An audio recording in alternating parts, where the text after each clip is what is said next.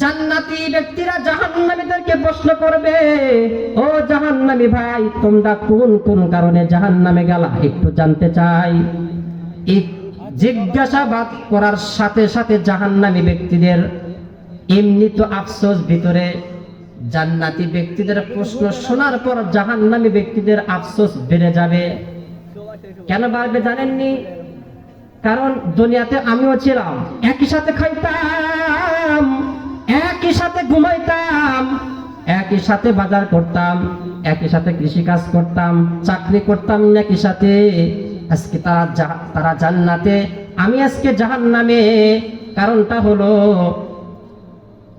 আজকে আমি জাহান্নামী হয়েছি আর তারা জান্নাতি হয়েছে কেন? কেন হইল? এই আফসোস করবে, ভিতরে আফসোসের মাত্রা বেড়ে যাবে।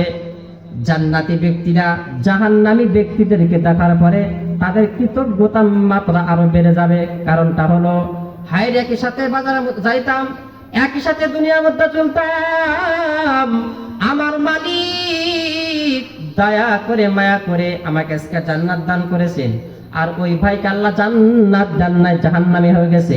আল্লাহ চাইলে আমাকেও জাহান্নামে দিতে, কিন্তু রব্বে কাইম আজকে আমাকে জান্নাত দান করেছেন, সেই জন্য জান্নাতি ব্যক্তিদের ভিতরে কৃতজ্ঞতা মাত্রা আরো বেড়ে যাবে। এবার জান্নাতি ব্যক্তিরা